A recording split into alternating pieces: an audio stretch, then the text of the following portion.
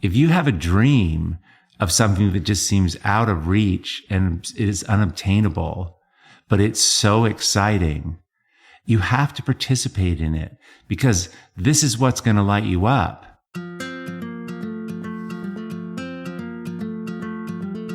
So do you ever wonder why, after you take a break from your art, when you come home, you might have been 2 weeks or even a week, and you're so fired up to do your art? And I always noticed this, and it got me to thinking years ago why that was.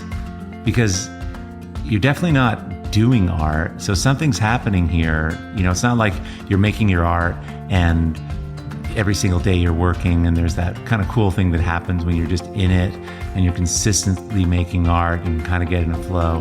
This isn't that. Something else is going on here.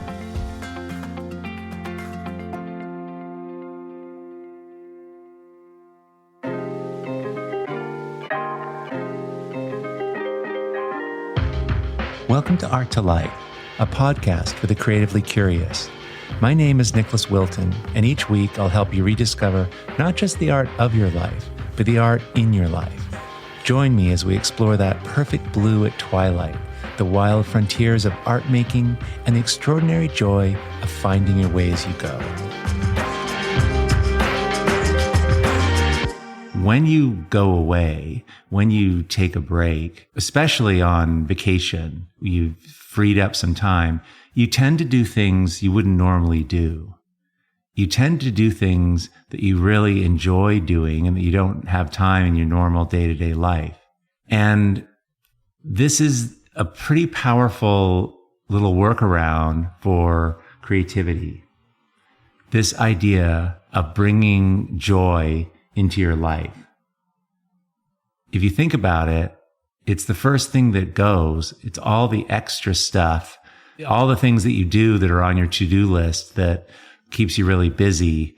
And the first thing that's left is the things that is joyful. Or they're easy to skip because they don't necessarily have to be done. And it's satisfying, I think, to get the to-do list done. There's a certain joy that comes from doing many things and completing them and scratching the list off.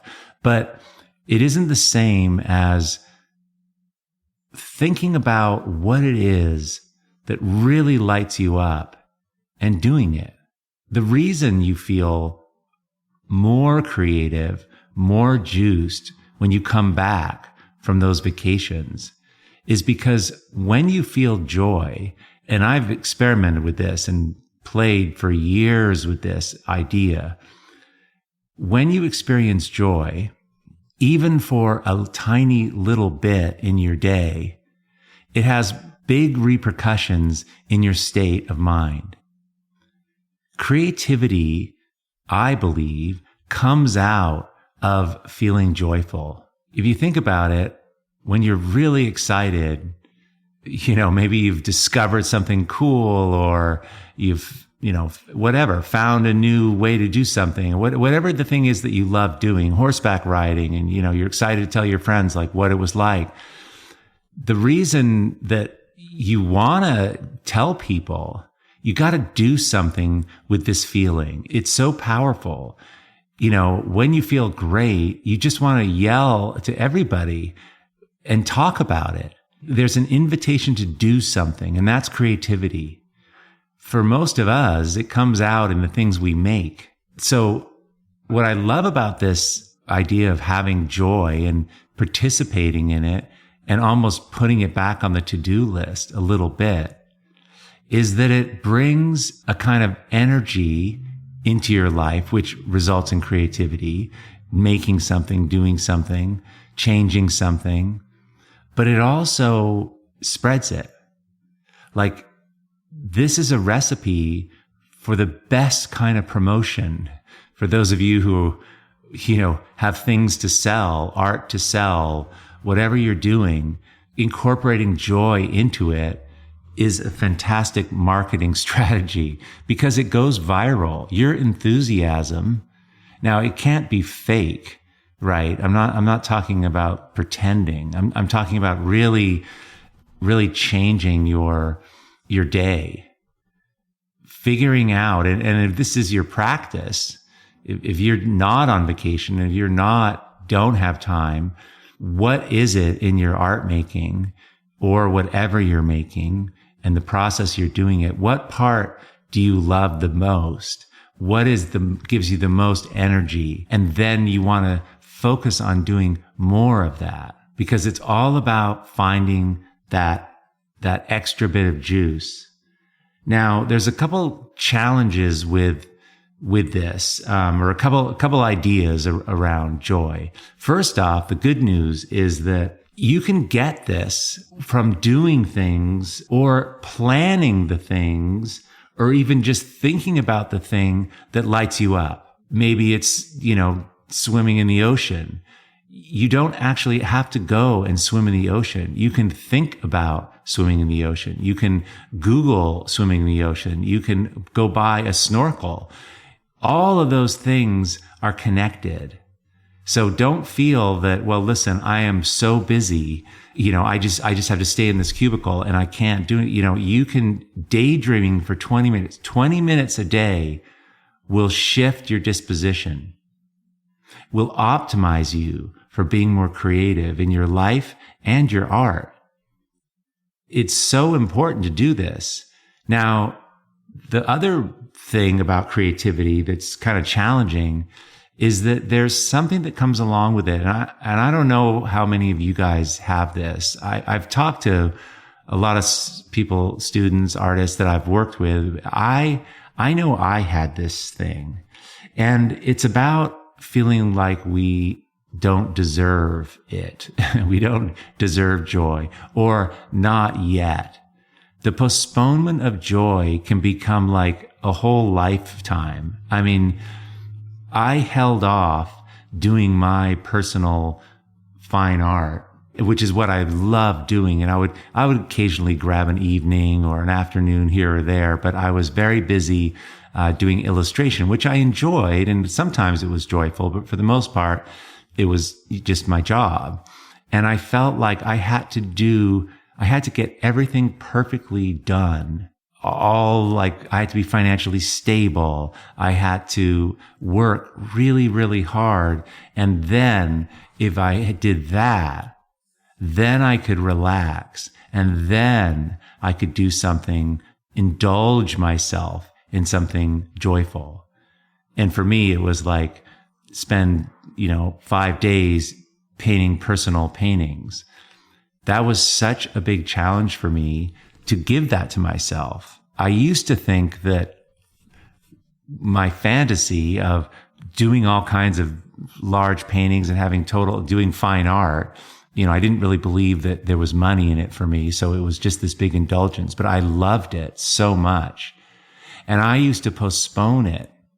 I postponed it for years, and so it kind of grew in importance. And I thought that the only way to experience this was to have enough money in the bank that I could work for 5 or 6 days, not at my regular job, and do this, which was crazy, because in the end, what happened was I sort of realized that I just needed half an hour to get all the joy and all the excitement and the fulfillment of the dream. If you have a dream of something that just seems out of reach and is unobtainable, but it's so exciting, you have to participate in it, because this is what's going to light you up. If your fantasy or if your dream is to sail around the world, that's a hard thing to pull off. But you can go and, subscribe to a cruising magazine. You can go watch YouTube videos of people who are actually doing this. Now, it's not the same, but it's pretty damn amazing. And if you're into that, it's a complete juicer for your whole person. And that's an important thing to realize, that we need to put joy on the to-do list with all the things. And again, I think it's like 20 or 30 minutes Now, your art doesn't have to be the thing that you're doing this with, but to increase your creativity, to increase your output and get new ideas and feel more alive, all you need to do is participate in whatever it is that brings you alive.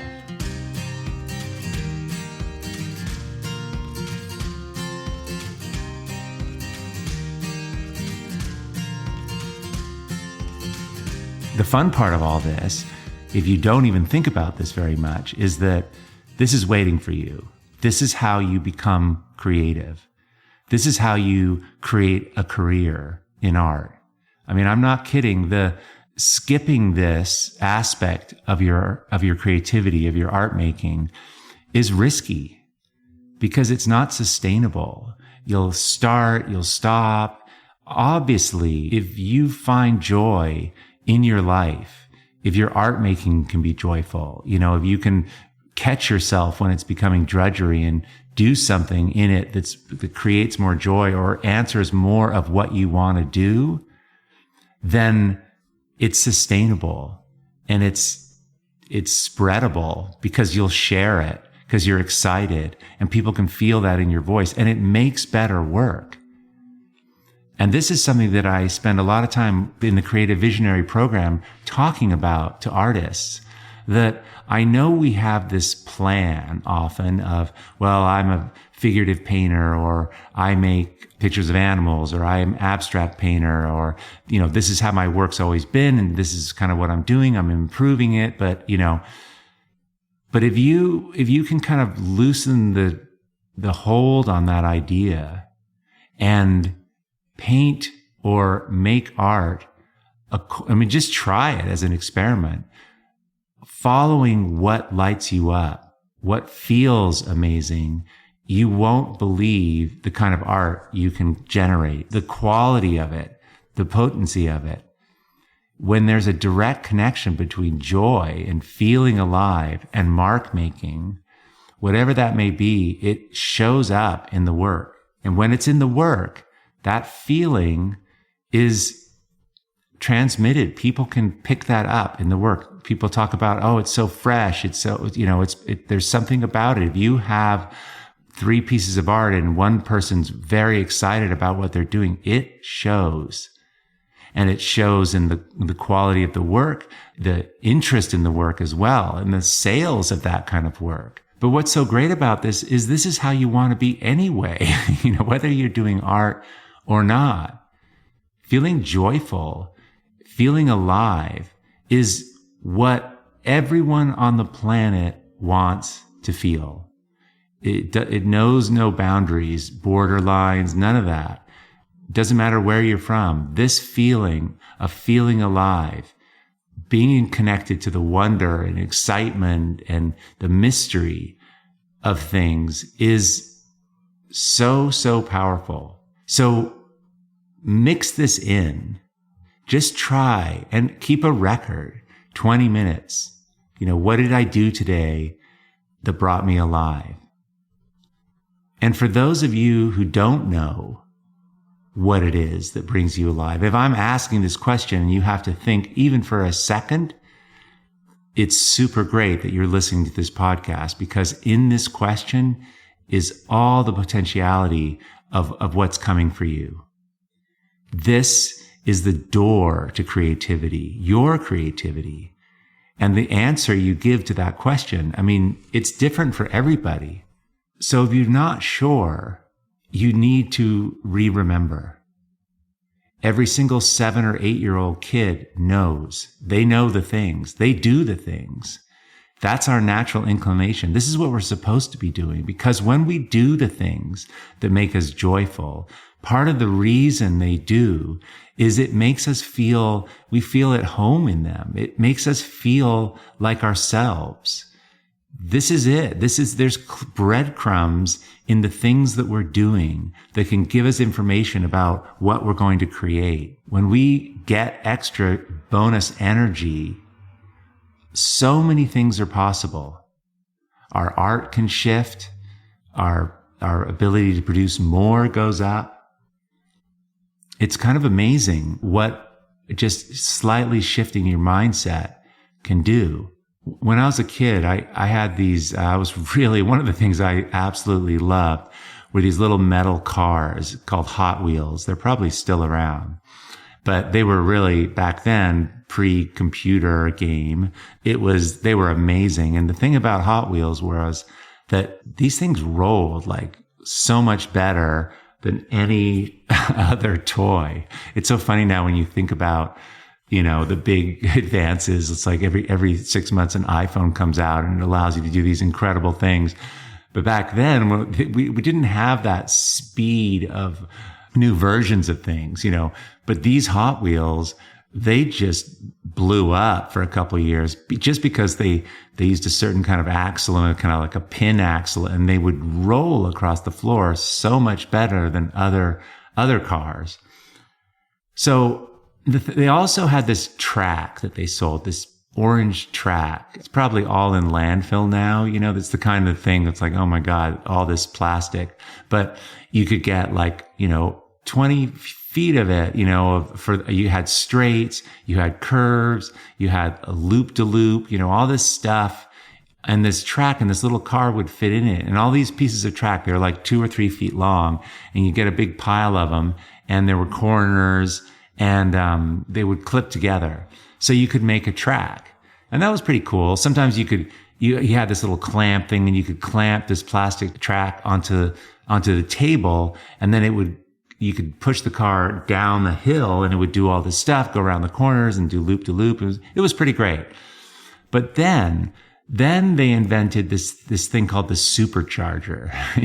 And the supercharger was this little house that sat on top of the track, and the car would come along and it would roll into this. It was like a tunnel house, and it would roll into it.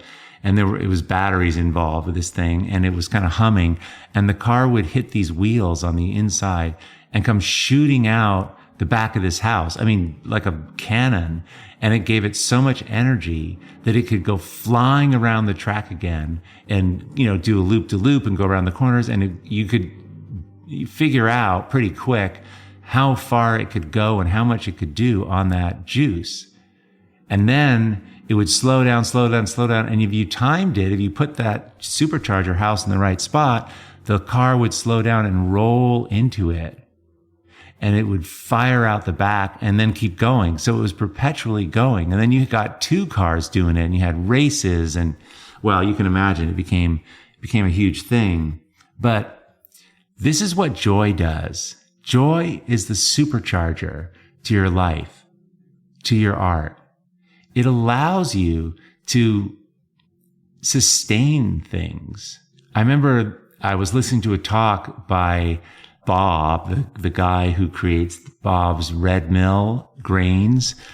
For those of you guys who, some of you will know this, it's a huge company in all the stores, and they sell gluten-free flours and almond flour and really good quality stuff. And they're based I believe they're in Portland, Oregon, outside of Portland, Oregon. I was listening to a talk by this guy, Bob, actually. He gets on the stage, he's in overalls, and and I was just thinking, who is this guy? It was in this sort of entrepreneurship event I was at, and this guy comes up, and he looks like he just got off he drove a tomato truck there, but he was so excited about what he was doing, and he was so fired up about this farm, and how he was changing lives. And they're like a huge source of pesticide-free grains. And back then it was this was a number of years ago. It was pretty revolutionary, but he was just, his business was exploding, and he was telling all these great stories.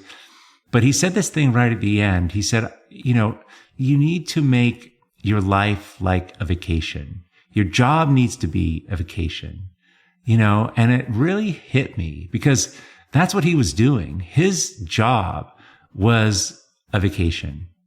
There's no difference for him between his work and what he does to bring himself alive. It's what he's created. Bob's Red Mill company is successful because this guy standing on the stage in these overalls is so fired up and so excited. And that's why he was brought in to talk to this crowd of mostly younger entrepreneurs. That's why I'm remembering it. I'm telling you now about it because it was so memorable. It moved me. And that's why he's successful. And that idea of bringing kind of joy into what you do, and things are pretty flat right now, just set the bar low, 20 minutes. But the plan is to keep optimizing things, because the more you're experiencing this, the more creativity is generated. The more energy you have, the more ideas you have, the more momentum that is created. And so it's a great thing to play around with. And if nothing else, your life is better because you're doing things that light you up. I talk to my kids every week, and Lila, my older daughter's in New York City, and the things I notice that I talk about, I mean, she knows I paint, and I've been painting in the studio, but it's the things that I did that it was like I love bird watching, and I'll go sometimes and go look at birds, go to a place and do that, or, whatever the things are. And those are the things of all the stuff during the week that still are interesting to talk about, that she's interested in. It's like this is the stuff. It's like almost like your responsibility to do this for yourself and for those around you. So I hope this was helpful. It's pretty simple, but it has made a huge difference in the creation of Art2Life and having and learning the ability to do a lot of work, if you want to call it that, to reframe it and to bring joy into things. And because it makes it possible to do so much. Thanks so much for being here. I'm super curious about your thoughts of this. And if you go to art2life.com and click on podcasts, there's a place to leave some comments, and I'd love to follow back around with you if you have some ideas of this, if you think this is helpful, or if you have other ways of optimizing yourself to generate more and more creativity. Listen, thanks so much for being here. Hey, thanks for listening to the Art2Life show. If you enjoyed the podcast, please help me get the word out by sharing it with your friends on Instagram at art2life_world. The recording of this and all episodes, along with a place to leave comments, see additional photos, and discover a whole new approach to making art, can be found by going to art2lifepodcast.com. And secondly, if you could leave a rating and review in whatever app you're listening on today, I would super appreciate it. It makes a big difference. And last but not least, before you go, if you'd like to be on my artist list, every Sunday morning I send out a video blog all about art making. Go to art2lifepodcast.com to sign up. And all these links are in the show notes, of course. Thanks so much for being here, and we'll see you next week.